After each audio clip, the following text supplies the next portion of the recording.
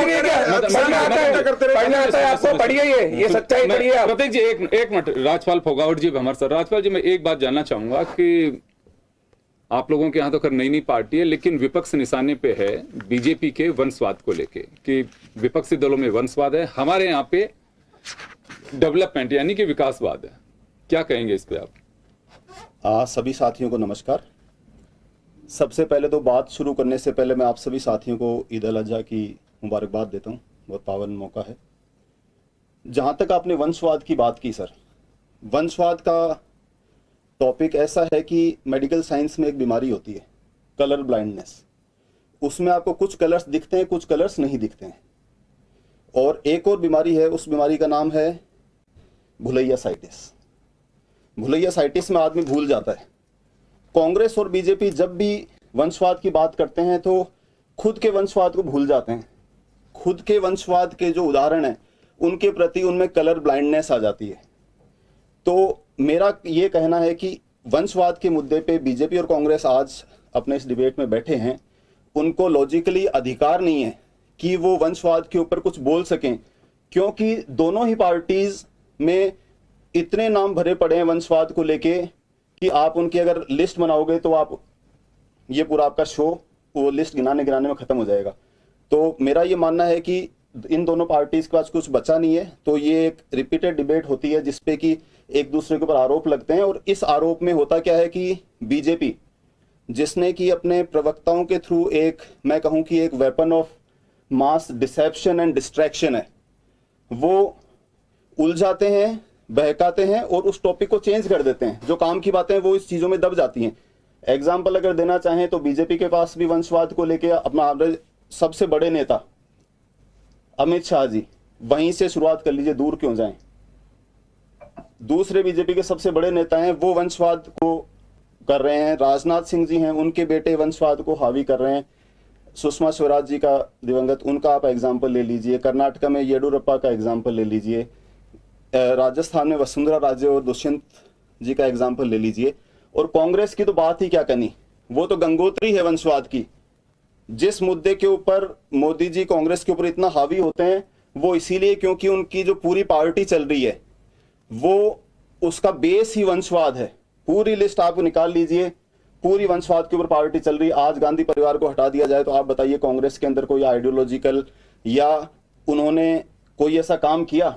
तो लास्ट में सर मैं ये कहना चाहूंगा कि हमारे शहाब जाफरी जी का शेर है कि तू इधर उधर की बात न कर गालिब, तू ये बता कि ये क्यों लूटा।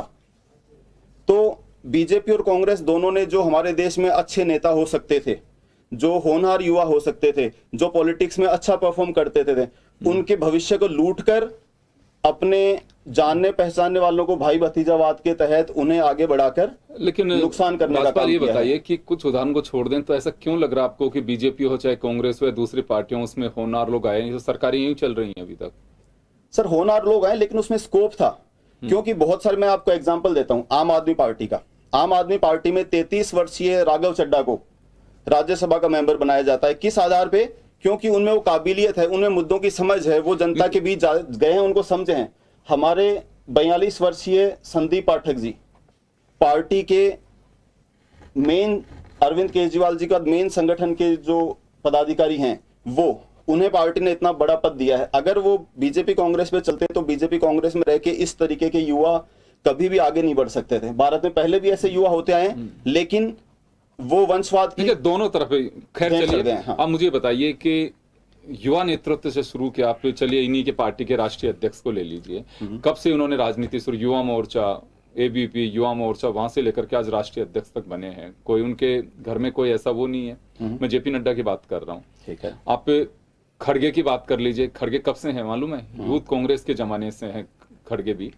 कितने लोग ऐसे पार्टियों के अंदर होंगे कि जो, मैं सिर्फ ये सवाल इस वजह से कर रहा हूँ, आपकी पार्टी अभी नई नई बनी है। आपने कहा कि राघव चड्ढा को मौका दिया हमने, मिस्टर मिश्रा को मौका दिया, बहुत अच्छी बात है, देना चाहिए। लेकिन टोटली अगर खारिज करें कि इनकी पार्टियों में नेता जो रहे हैं यूं देखें तो कभी नरेंद्र मोदी ने भी युवा काल से अपना कार्यक्रम शुरू किया, उन्होंने बाकायदा जो भी बीजेपी की आइडियोलॉजी जो रूट लाइन है वहां से काम शुरू किया है। तो केवल हम ये कह सकते हैं कुछ उदाहरणों को लेकर के, चाहे बीजेपी बोले, चाहे कांग्रेस बोले, और चाहे आप बोले कि बिल्कुल साहब वंशवाद के अलावा कुछ हुआ ही नहीं, तो ऐसा नहीं है। ये केवल आप सही कह रहे हैं, ये ब्लाइंडनेस की बात हो सकती है कि केवल कुछ चीजों के अलावा कुछ दिखता ही नहीं है। देश का डेवलपमेंट बहुत अच्छे से रहा है, आज तक हो रहा है, इसमें बहुत सारे लोगों की भागीदारी है, केवल एक चेहरे की नहीं होती है। और कितने लोग हैं कि जिन्होंने अपने जीवन के महत्वपूर्ण दिनों से राजनीति को सींचा होगा, जब जाके उनको अवसर मिला है। तो केवल एक ही कह देना कि आम आदमी पार्टी के अलावा कोई ऐसा अवसर नहीं देता, मैं इसे खारिज करता हूं। इस बात पे सर मैं ये आपको कहना चाहूंगा कि ये बात सिर्फ वंशवाद से ही विकास रुक गया, ऐसी बात नहीं है।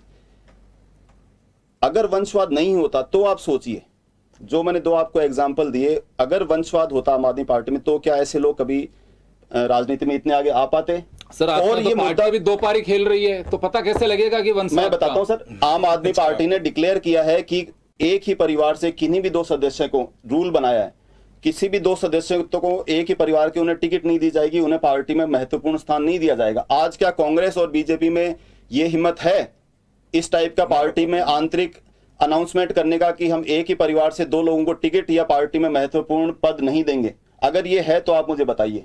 चलिए मैं बस इसी मुद्दे पे एक